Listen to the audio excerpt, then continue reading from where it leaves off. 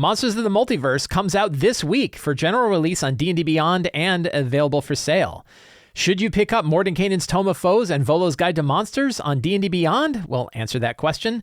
We're going to take a look at a new virtual tabletop called Above VTT, a very exciting virtual tabletop. We are going to take a look at the Kobold Press Kickstarter for Campaign Builders, Cities and Towns. We may talk about Hex Flowers, a kind of interesting DM tool, and we're going to have our first set of May Patreon questions all today on the Lazy D&D Talk Show.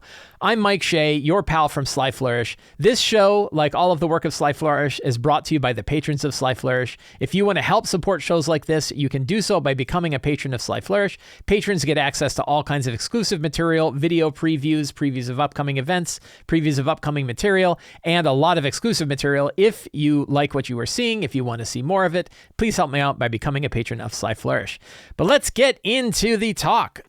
It was announced, I read this yesterday, that Mordenkainen's Tome of Foes is actually going to be available one day early. I don't know why it's one day early, but it is. So apparently tomorrow, on the 16th of May, we are going to be able to buy Mordenkainen's Monsters of the Multiverse as a single book and not have to buy it as part of a 3-book package. And it will be available on D&D Beyond, Wizards of the Coast's D&D Beyond. So that is going to be interesting. They have already added legacy tags to all of the monsters that exist inside the original Volo's Guide to Monsters and Mordenkainen's Tome of Foes. So apparently you're still going to, if you own those books, you'll still have access to both sets of stat blocks. If you own those books and Monsters of the Multiverse, you'll have 2 different stat blocks for a lot of these monsters, one that is normal and one that has a little label of legacy. So that's kind of interesting. I guess there's some downtime as well expected for the site. It's like 12 hours that they're going to be down. So there's some pretty big changes, I think, that are going on. I guess that has to do with some of the acquisition from Wizards of the Coast, which I think is official on the 17th as well.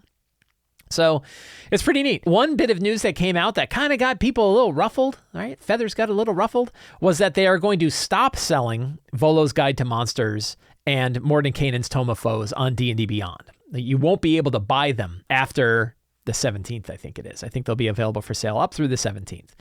Should you buy them?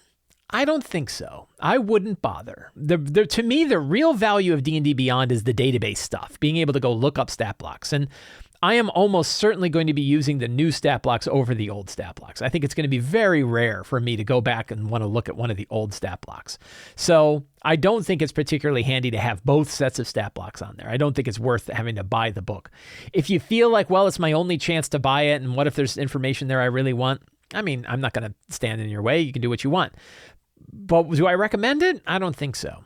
If I did recommend it, I would recommend buying the physical books. I would recommend going to Amazon and picking up, or going to your favorite local game shop or wherever you can pick them up, and get Volo's Guide to Monsters and Mordenkainen's Tome of Foes. Almost as sort of like a collector thing, right? It's kind of nice to have them. I'm happy to have them. I have the limited edition covers, and I know that no matter what happens, I will always have those books. Like, there's no sign that Wizards of the Coast is going to take away your existing purchase of Volo's Guide to Monsters or Mordenkainen's Tome of Foes, right? Certainly they're not going to say like, oh, it's your last chance to buy it. There's going to be a big surge of people buying it. And they're like, oh, by the way, we're not going to give you access to it. There's no reason for them not to give you access to it. So they'll certainly do that. It's possible that they may put the PDFs of those up on the DMs Guild. That would be really cool. I don't know if they will or they won't, but it'd be really cool if they did. But if you really want to be sure, like, oh, I want to capture this thing, like there's a lot of lore for a lot of monsters that's not going to be passed along in Monsters of the Multiverse, and I'd like to have that lore, I would probably pick up the physical books. So that's kind of my recommendation. I don't think I would worry. I don't think I would worry too much about it. I'm not ruffled, right? Like, they're going to do what they do. But the main thing, like, when I look at what the value of D&D Beyond, this isn't the stat blocks. And the new stat blocks, I think, generally speaking, are better than the old ones. I don't think I've seen anywhere I'm like, oh, I like the old one better, personally, right? But I haven't looked at all of them yet. I won't be able to look at them until next couple of days. We'll probably do a look at a few of them because I'm going to be kind of excited. But I do know that I looked at some of the new ones and I was like, oh, that's nice. Well, there were things I didn't like about the new ones too, which is why I didn't buy like the collector's edition, because I was like, I'll just wait.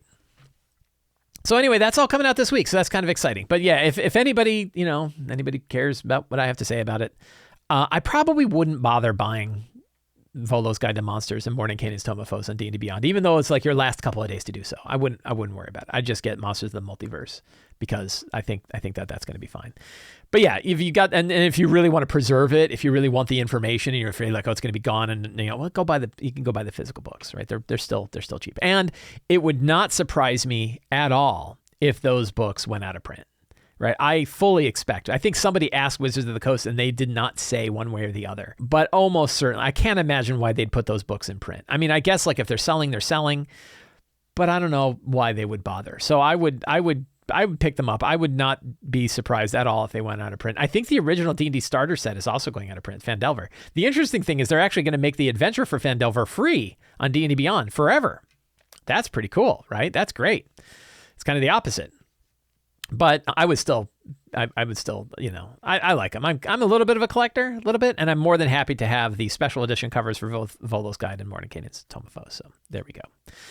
I got to play around with a new virtual tabletop this past week, and I thought it was good and interesting enough to talk about on the show. So we're going to spend a little bit of time talking about this virtual tabletop. The name of the virtual tabletop is Above VTT.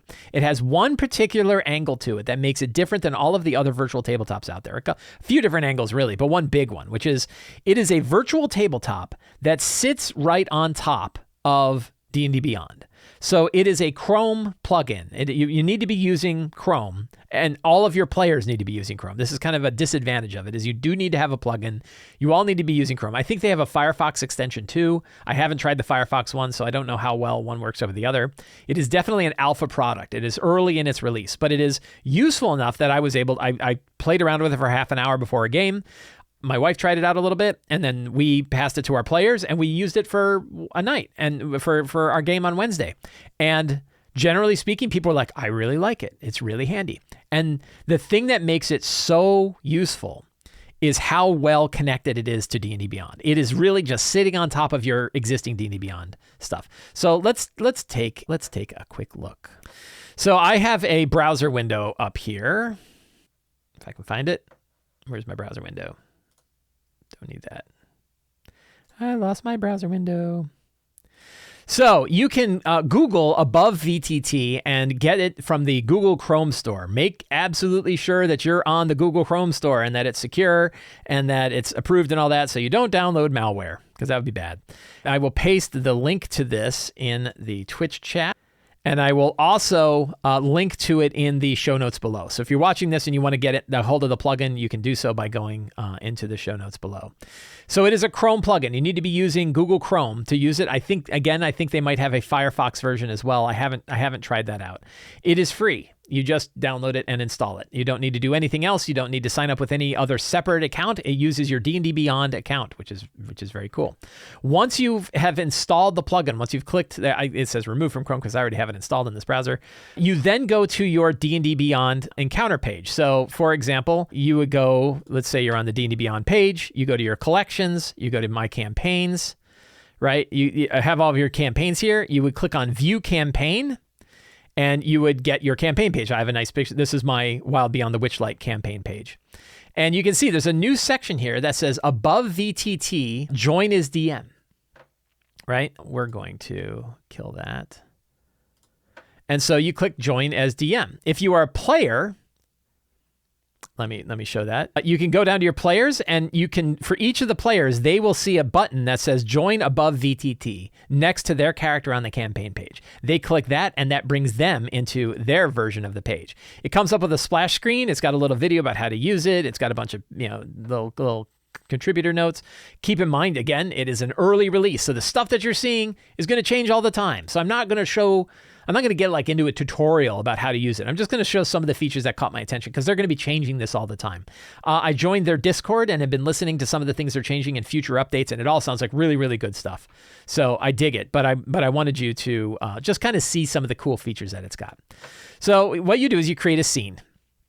Right, we're going to create a new scene. You click on the edit the scene, and we're going to call this Bavlorna's Cottage, right? And the cool bit is, so import template from, and it's got a little D&D Beyond button, right? It's also got free maps. I'm not going to really dive into the free maps and stuff. I'm going to just talk about it. You click D&D Beyond. And it pulls up all of the stuff that you own in D&D Beyond is now listed. I own lots of stuff. So I go down here and I look for Wild Beyond the Witchlight. It says, okay, which chapter from Wild Beyond the Witchlight? And I say, we're going to do, not Hither, whoops. We're going to do Downfall, right? This is where Bavlorna's cottage is. It brings up all the maps that exist in D&D Beyond. They're already ready to go. You click Import, you click Save, you go to the scene, and you click this button. This tells you, like, this sort of moves who can see what. We're going to switch to the DM view here. And as you can see, we have Bavlorna's cottage, right? The whole thing, right? The whole cottage. We're going to click on select so we can move around a bit, right? But it loads it from Beyond. Then we say, okay, this is great, but I don't want my players seeing all this, so we create a fog of war. You click on fog. We're going to say hide all. It says, are you sure you want to do that? It's going to delete everything. You say, yep, it's done. Everything's in a fog. Then we say, okay, well, we do want to reveal where they start. So we click down here, bang, right? And now if you look, we zoom in and we can see where they are. Now, so if you look over on the right-hand side, we have our game log, right? What did I just do? I just did something. And you click on the little meeple here and you get all of the characters that are inside your campaign. It shows you all their information. I don't know what the little, is that armor class? That looks like it must be armor class. That's passive perception. Oh, that's cool. It's got their passive perceptions listed there. Their movement speed, all their stuff. Armor class, hit points, everything. And this is drawn directly from their character sheets from D&D Beyond. You drag the little token over, right? You drop it in. You can see it sort of brings in. We'll bring in a few, right? Just dragging the tokens directly from the character sheet. And again, it's using the profile picture of the character sheet. I didn't have to add any of these images in. They're drawn directly from their character sheet. So if the player is updating their character sheet art with the one they like, that's what becomes the token for Beyond 20.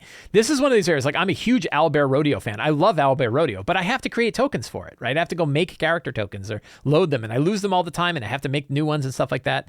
So it is really cool to be able to pull them directly from Beyond. I'm going to zoom in, right?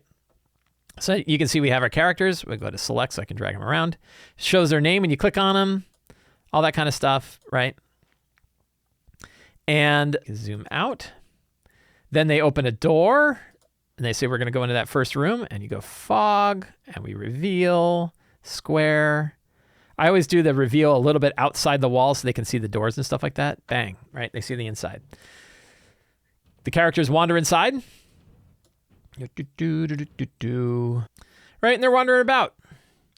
And our friend Intimidating Cake says, I'm going to go into this pool and I'm going to dunk my head into this well here and see what's going on there. And we go, oh, thank you so much for doing that. You get inspiration. You also get attacked by a gelatinous cube. We go to gelatinous cube. We click the plus icon.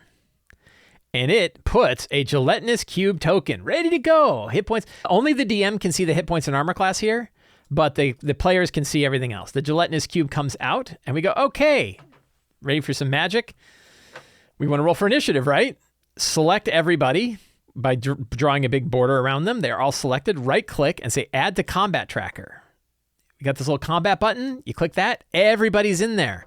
Now the players would roll, and as the players roll, let's actually try this out. So I'm going to go to my Witchlight game, and we're going to click on Ori, and we're going to click Initiative, right? Ori rolls Initiative and gets a 5. We go back to the campaign, and look, Ori rolled a 5, right? So it goes directly from the D&D Beyond character sheet all the way through directly here on this thing. So I'm going to just manually add their initiatives, and I'm not going to roll for every one of the characters. But you saw it happened automatically, right? And it automatically sorts them.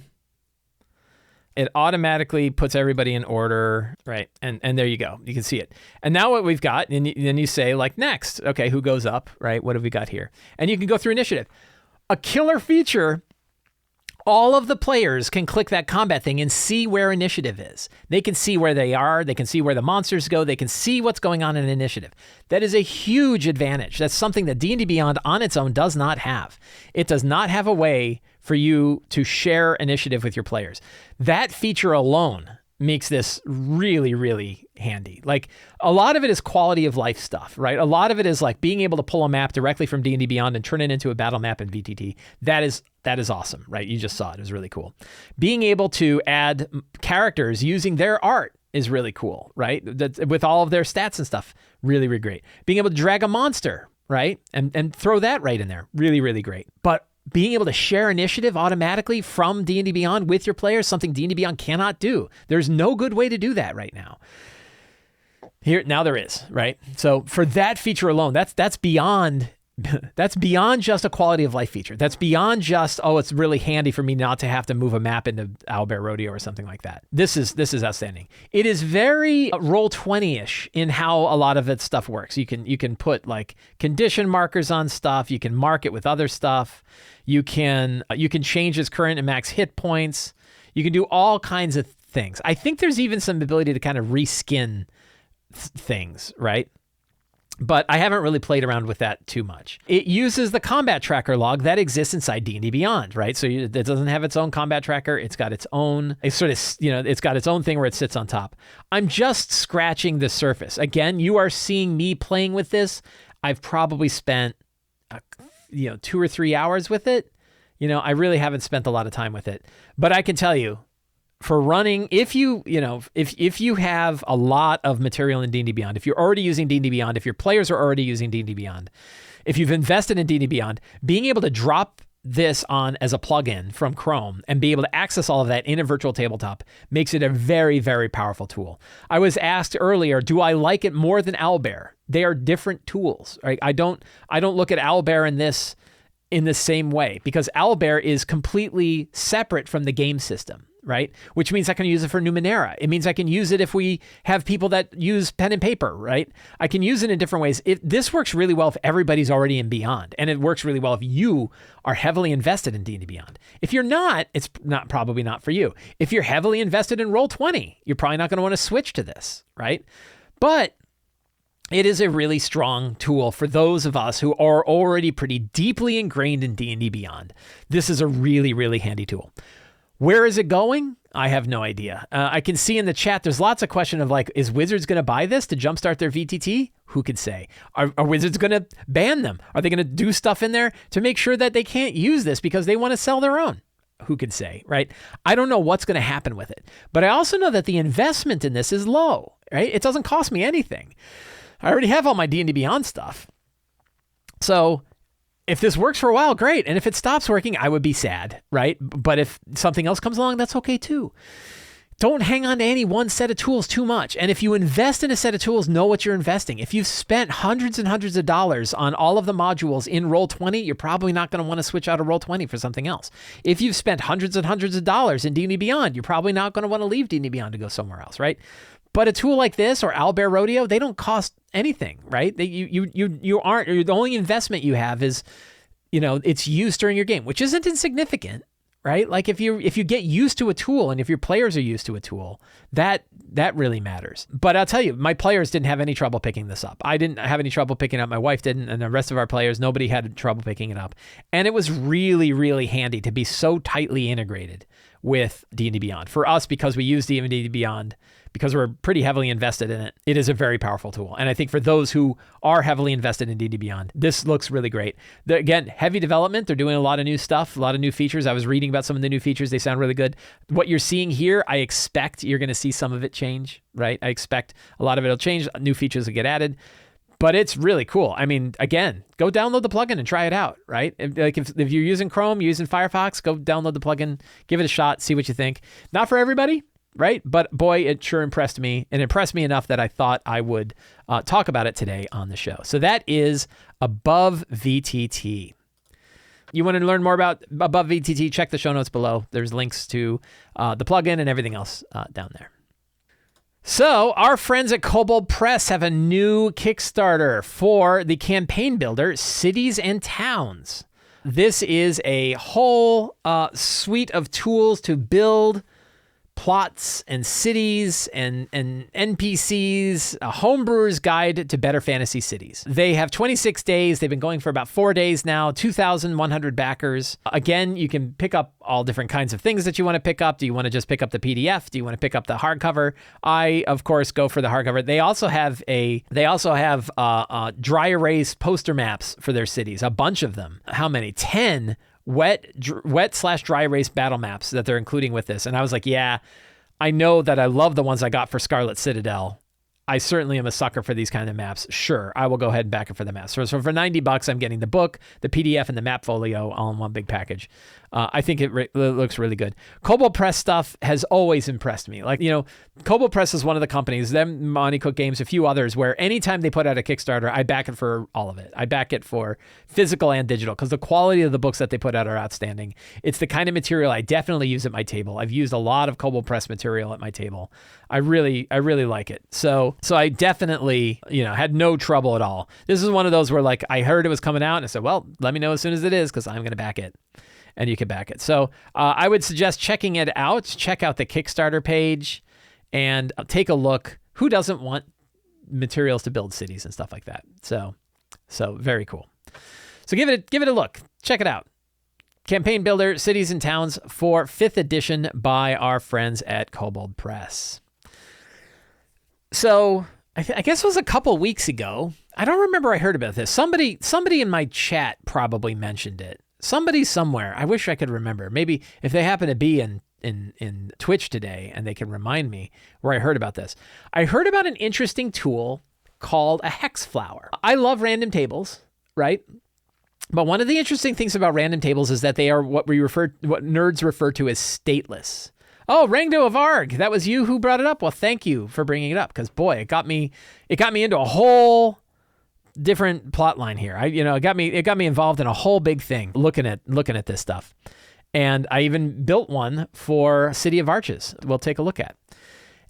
So what is a hex flower? So one of the things about random tables is there's a few different ways to have random tables, right? You can have a random table where it's like a 1 to 20 list, which means every item on the list is equally weighted to every other one, right? You're just as likely to roll a 2 as you are to roll a 17. For a lot of times that works perfectly. For a lot of stuff I did in the companion, I think we only did it that way, right? Then you can have weighted random tables. And a way to do like a weighting random table is if you roll like a pair of D6s, a 7 is more likely to be rolled than a 2 or a 12 by a lot, right? And that creates a bell curve, right? That's how these things work. Interesting thing is if you mix 2 dice together, a D6 and a D8, you have what they call a flat-topped bell curve, where the top 3 numbers are equally weighted. So if you have a D6 and a D8, I think it's 7, 8, and 9 are all equally weighted on that. So if you want to have a bell curve where the middle of it is equally likely, mix 2 dice together, like a D4 and a D6. I think it's 2.5 plus 3.5 is 6. So I think that's 4, 5, and 6 on a D4 and a D6 are equally weighted together. An interesting little trick for you.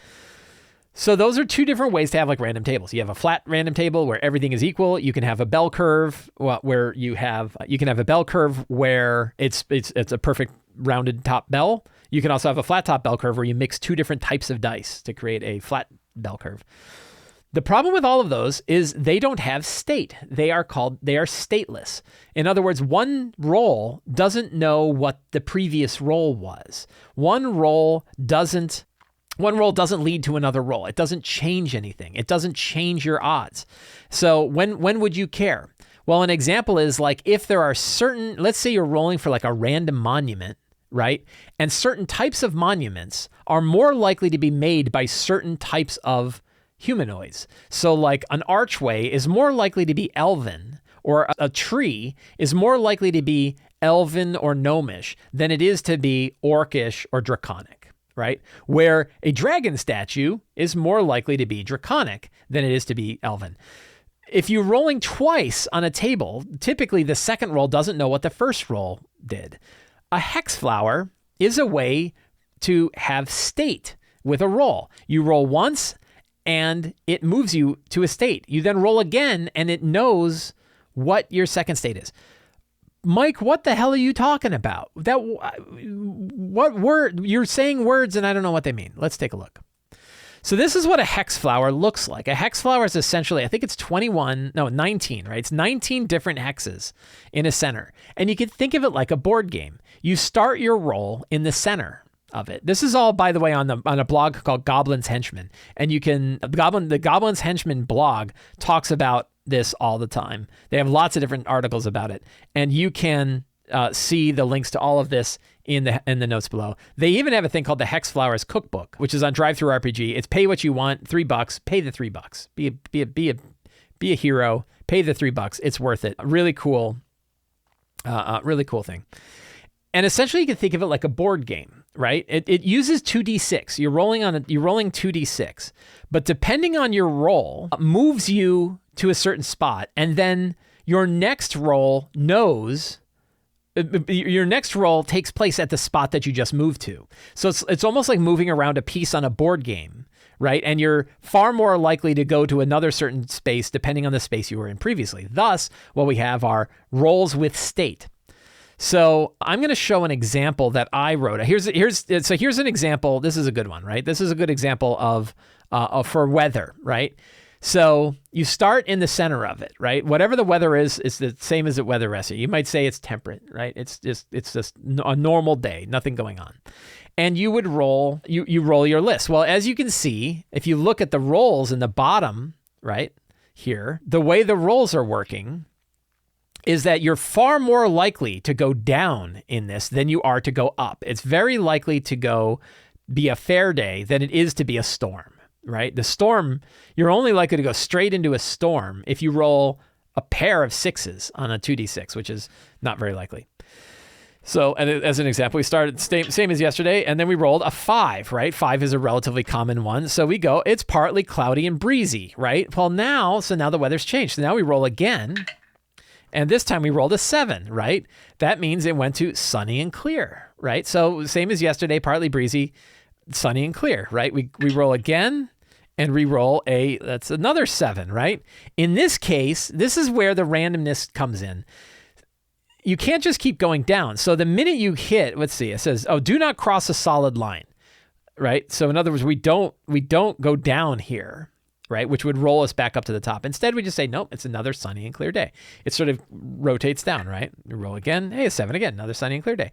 So you're more likely to get sunny and clear days. And then it's the odd rolls that take you up, right? It's the rolls that are less likely take you up. So what you can do is you basically create, the Hex Flower is a way of creating a random table that that lets you change the state of things as the rolls are taking place. It means that one roll alone isn't really telling you everything. It's a series of rolls that's changing things. So let's take a look at one that I put together. So here's a really quick Hex Flower that I put together for traveling through the City of Arches, right? I had this kind of wacky idea that like you're in the public baths in the City of Arches and you're sitting there and you're enjoying your bath and it's this ancient bath, right? And there's all these big tubes and tunnels that sort of lead to different places. And all of a sudden a current grabs you and you go whoop and you go zip and I go, oh no, like a bad water slide, right? And you get sucked into the lower reaches of the City of Arches. Let me show a picture of what the City of Arches looks like.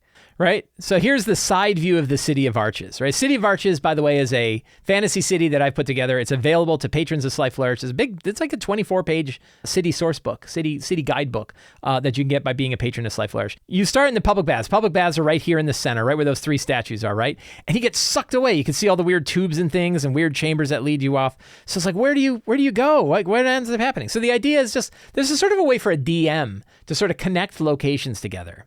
It's not really a useful play aid. It's not something we would run. It's more just like a toy. I consider it like a DM's toy, right? So in this case, we roll, and we rolled a 10, right? So 10 means we go the upper left, which means they ended up in the sealed vaults, right? I don't know where the sealed vaults are. Sealed vaults, I think, are down here, right? So you went sucking through down to this, like below the city of Sunken Rethria, pretty deep, right? Because that was a 10 is kind of a rare roll. Right, so now you're in the sealed vaults. Well, now where do you go, right? 7 takes you to the Dead Cliffs. So you went from the sealed vaults, you found some tunnels in the sealed vaults that walk up, and it takes you up to the Cliffs of the Dead, up to the upper north, right? You roll again, you're in the Dead Cliffs. You roll a 6. A 6 takes you down to the Endless Warrens, which makes sense because the dead cliffs are sitting on the Endless Warrens. Endless Warrens are over here on the left side of this map, right? You're in the Endless Warrens. So we'd say we went Public Baths, we went to Sealed Vaults, Dead Cliffs, Endless Warrens. We roll again, and we get a 3. A 3 takes us to the Lower Reaches, right? So now you've gone from the Endless Warrens, you found weird caves. This actually jumped around quite a bit, probably more than I would thought. So you're in the Lower Reaches out here, and you sort of wander your way around, and next thing you know, you end up in the Lower Reaches, which is like a hospitable part of the town. It's not so bad. You're like, oh, I'm not far from the public baths again. That's nice, right? And you can just keep rolling. A 3 again. So this, where were we? We were at the Lower Reaches, and a 3 take us to the Lost Cisterns, right? 1 level below the Lower Reaches, right? So you go, oh no, we go to the Lower Reaches, boom, down here into the Lost Cisterns. So you can see like you're exploring, and every roll remembers where the previous state of the roll was. Really kind of a neat tool. So what are the sorts of things where a tool like this matters? Something like weather matters. Something like political climate in a city is something where you could fill out the hex flower. Again, rare stuff is up higher. More common stuff is down below. And the situation in a town or a city, a political situation in a state, you could use this to kind of determine how things are changing and evolving, like in a city. Anything where a situation can change, and some things are more likely than others, but not impossible for rare things to happen. That's where hex flowers come in. So I thought it was really cool. I loved the idea of hex flowers. Again, you can find a link in the show notes below that talk all about using it. You can also pick up the hex flower cookbook available on DriveThruRPG. It gives nice templates. I use the template to help generate the thing for the City of Arches. Really kind of a neat tool. So I would give it a look. It's kind of a neat tool, something cool to try out. Let us talk about some Patreon questions. Let's look at some Patreon questions. These are every month on the Sly Flourish Patreon. I put up a new post asking for questions that anybody wants to ask about running games, running RPGs, running D&D or whatever. And I select a few of these questions and we talk about them here on the show. So this begins our Patreon questions. David P. says, you talk about having 3 villains in a campaign. Do you tend to introduce them linearly, e.g. they defeat villain 1, villain 2 steps into the picture, or do you like to weave them in or overlap them? We actually had this conversation on the Sly Flourish Discord server, also available to patrons of Sly Flourish. If you become a patron of Sly Flourish, you get access to the Patreon channel of the Sly Flourish Discord server. And we talked about this. And so what we did is so one of the things to think about with villains like this is that there isn't one right way to do it. You can have a sequence of villains where one leads to the next. You could have like the sub-boss, the sub-sub-boss, the sub-boss, and the boss, right?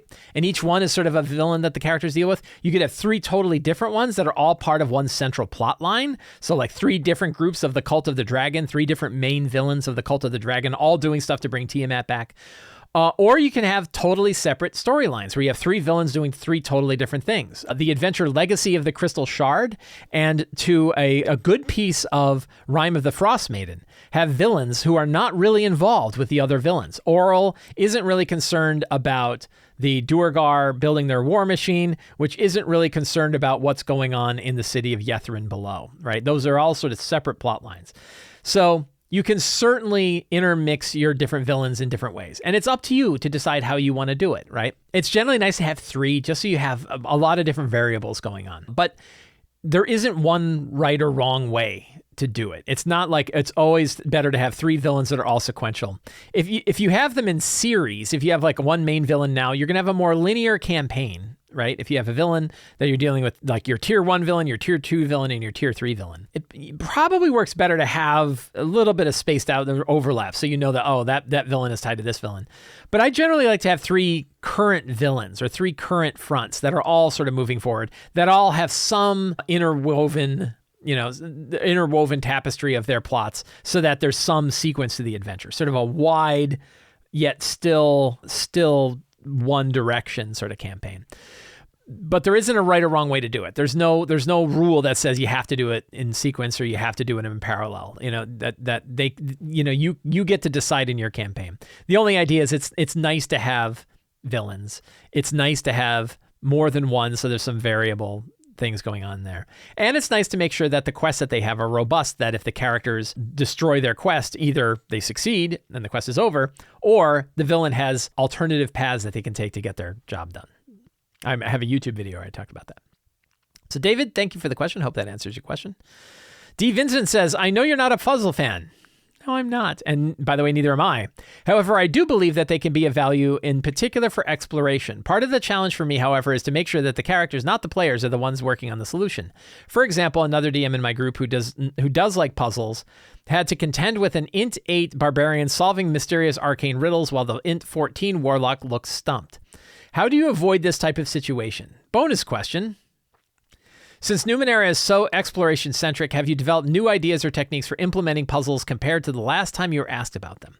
Yeah, so I don't like puzzles for a few reasons. One is they're hard to put together, right? They're not very lazy. It's not very quick and easy to put a puzzle together because you got to make sure that they work. You got to make sure they work certain like. The other question is a lot of time puzzles don't make sense for the situation in the world. Like, why is it that somebody put a Sudoku puzzle on their vault door when anybody who can figure out a Sudoku puzzle can get in? Like, imagine if your front door of your house had a Sudoku puzzle. It's like, oh, well, no one can get in here except me who knows the answer or anybody who can figure out Sudokus, right? Like, that's not useful. So on occasion, it's kind of fun to use like a Caesar cipher. Like you have bad villains that are using like a Caesar cipher to kind of code their messages and the characters get a hold of one of the messages and they have to like figure out the Caesar cipher in order to crack the code.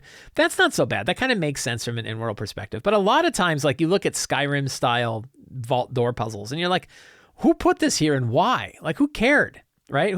Who made this weird puzzle where like this had to be the case, right? How does anybody else ever get through here? So a lot of times they don't really make sense. Like why does this exist in the world, right? It's really just there to challenge a player. So the whole question of like, if you have a innate barbarian who's figuring out the arcane riddles, if you set up a puzzle that's challenging the players, you don't call for a skill check, right? If you, generally speaking, if your barbarian figured it out, let them come up with a reason why the barbarian figured it out, but don't bother to make a skill check, right? Because you're not really, when you create a puzzle like this, you're not really challenging the characters, you're challenging the players. If you're challenging the characters, you just say, there's a strange bunch of complicated runes on the wall. Roll an intelligence check and add your Arcana bonus if you're trained in Arcana, right? And then you're like, yeah, you figure out that they all go in a certain sequence and you open the door. That way you're challenging the characters, not the players, right? So you got to choose. Since Numenera's exploration static, have I developed new ideas or techniques for implementing puzzles? No. I like to build situations. To me, the world is the puzzle. The situation is the puzzle. And the way that the players decide that their characters are going to act in the world, that's what I'm interested in, right? I'm not interested in like, how do they crack a door? So example is like, in theory, there I have like data sphere things and data nodes, and they're trying to crack them in cyberspace, sort of stuff in Numenera. And, you know, I just have them roll challenges because I'm not going to figure out some goofy puzzle that they have to break through. I might describe what it looks like as they're sort of creating an icebreaker that's piercing through ice and the ice shatters and that gets them into a database. But I'm not really going to build a puzzle. So yeah, I'm still not sworn on puzzles. Other people are. If you love puzzles, again, go with the gods. I'm not saying they're bad. I'm not saying like, oh, no one should ever do a puzzle. I'm just giving reasons why I'm not a big fan of puzzles and that I tend not to focus on them. I did a lot of puzzles. I had like physical puzzles that we put on the table and they had to figure out, right? And it was like, that's like a different game, right? It's like you're asking people to be better at a different type of game. We're playing a different game here. That's my thought. Stash says, I am struggling with a problem in my remote game and not sure how to resolve it. I have two players that will not stop bickering. They will argue and take offense over the smallest things. Last game, they kept sniping at each other because one asked the other to repeat themselves. Unfortunately, I can't ask either to leave because it will cause my group to fall apart. One of the players is the cousin of a third player, and the other player is constantly being defended by a fourth. I inherited the group, and I want to keep playing, but no matter how much I talk to both parties, they cannot seem to be civil to each other. This is a very... The people part of running a D&D game can be like I would say that the hardest part of running a D&D game is getting a good group together in the first place and getting them to come regularly to the table. I think that is by far the trickiest part of getting into this game. Very, very hard. The next hardest thing is that as DMs, we're kind of leading the group and we have to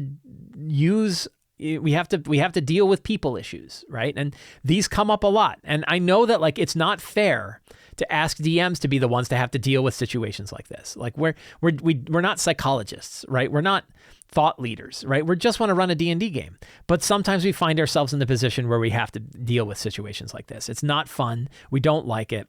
And we can learn how to do it, right? We can learn about non-confrontational discussion of the topics. We can learn about looking at the situation, not looking at the people, not judging the people, but judging the situation, saying this situation is not tenable. I'm really not having fun running this game. I feel like, there's a lot of key words, right? I feel like, right? Don't say the way things are. Just say how you feel, right? I feel like I'm hearing people just bickering at each other all the time, and I'm not having fun, and we need to do something about this, right? But so there's a lot of stuff about how to deal with tricky bits like this.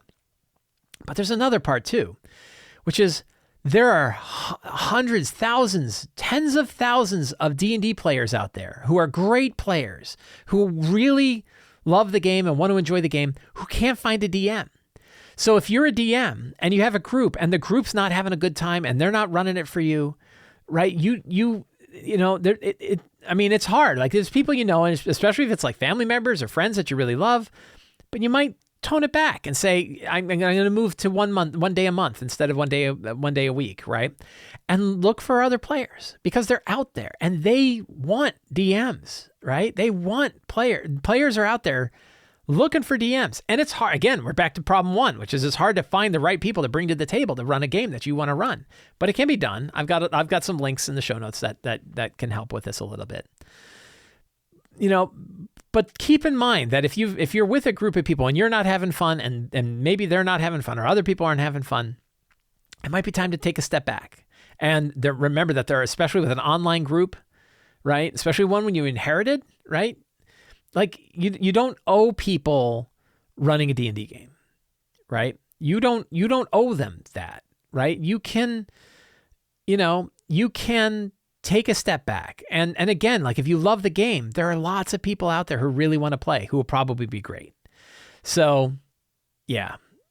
So I wanted to talk about this question because it's a common one. You go to Reddit and you read about they have a player problem thread, right? And it's one of these where like, hey, I'm worried that my boyfriend is cheating on me. What should I do? And it's like, they're cheating on you. Leave, right? You get the same sort of thing in here. Like, oh, I have this group and they're really mean to me and they're mean to each other. What should I do? And like, leave and start a new group. And it's so easy to say, right? And I don't want to say how easy it is to say this because it's not. This is a hard situation. This is a very hard situation.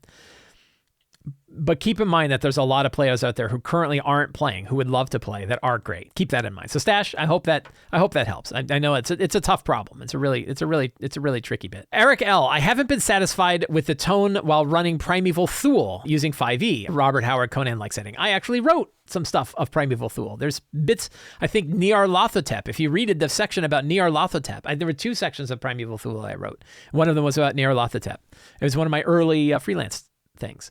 I didn't feel like the days of high adventure. Do you have a quiver full of lazy DM tips for this? So this gets into the idea that like as a DM, how you project the world is what the feeling of that world is going to be like. And if you're running Rime of the Frost Maiden, where it's really cold and brutal and there's alien entities out there, and there's like the hammering under the ice, and there's like a god who's freezing everyone to death. How you describe the things that they see, the kinds of monuments they run into, the kinds of people and how those people react to them, things that they feel in the air, like, oh, yeah, And then you look at Wild Beyond the Witchlight, and everything's kind of wacky and everything's very kind of, you've got, toad people, in little rowboats with hats, right?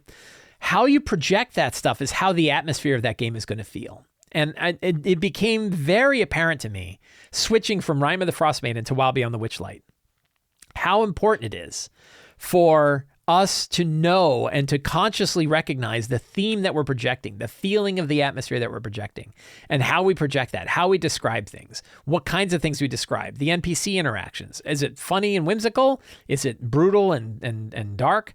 Right? We're going to see that. We're going to feel that. And you can mix, like, again, I'm doing the dreadful incursions in Wild Beyond the Witchlight. So sometimes it's very optimistic and wacky, and then other times it's really dark and dismal. So I'm beating around the bush, but again, sort of a bigger topic on top of this specific question, which is, if you don't like Primeval Thule because you feel like the atmosphere of it is certainly going in a direction that is not for you, pick a different one. Because I think Midgard is certainly more optimistic, and Days of High Adventure in a setting like Midgard, where you have clockwork people and you have sort of higher tech, higher magic stuff, you could, pick a different world. But if you want like Days of High Adventure, right, which is different than like high magic and high fantasy, right? I think the kinds of adventures you put out, adventures that aren't like save the world from Thulsa Doom and are instead like, hey, there's this old crypt full of treasure. We'd like to hire you to go find the treasure and bring it back, and you can have 50% of it, right?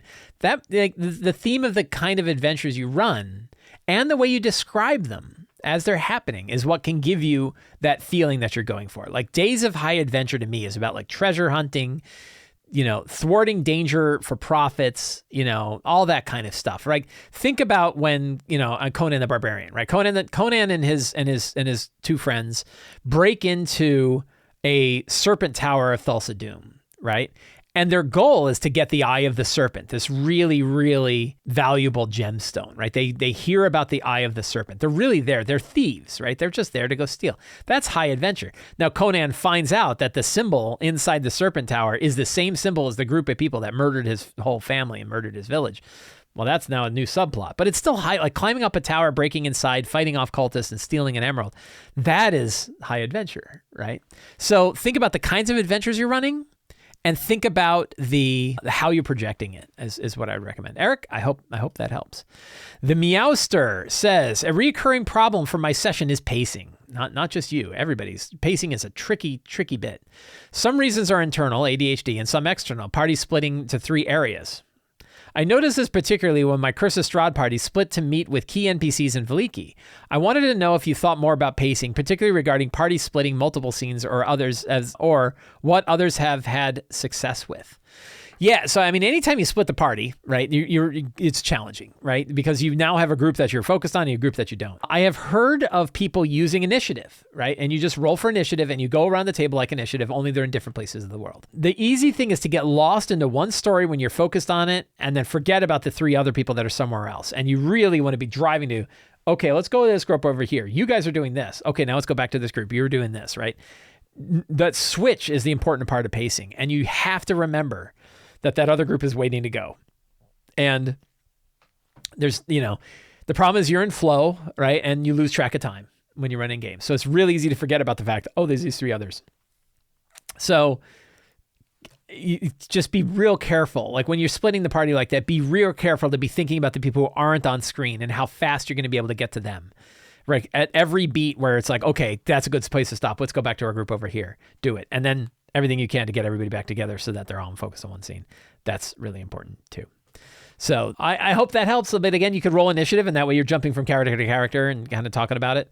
Even though you're not in a battle or anything like that, that can work. But it's really hard when you got a split group to remember that you need to move the camera over. So always keep it in mind. Put a note in front of you or something like remember the other group and switch as soon as it's convenient and switch every couple of minutes, right? Like don't spend 10 or 15 or 20 minutes with one group. Spend no more than 5 minutes, 5 minutes before you jump to the other group. Master, I hope that helps. Stephen G says, traditionally, gold and other valuable treasure is meant to motivate PCs to go do stuff, but there isn't much by default to spend it on in 5th edition. How do you handle gold? Do PCs want it? What do they spend it on to motivate them? So there's a few things. This is a common concern, common problem with 5e. I've heard about this a lot, right? I've heard this problem a lot. And there's a few things you can do. I really am a fan of give the players a home base and let them build up their home base with things they got. So where they're going to spend their gold, a home base is a good place to do it, especially like give them something expensive. Give them like the equivalent of like a Lamborghini that they're going to have to fix the tires all the time on. And the insurance is outrageous, right?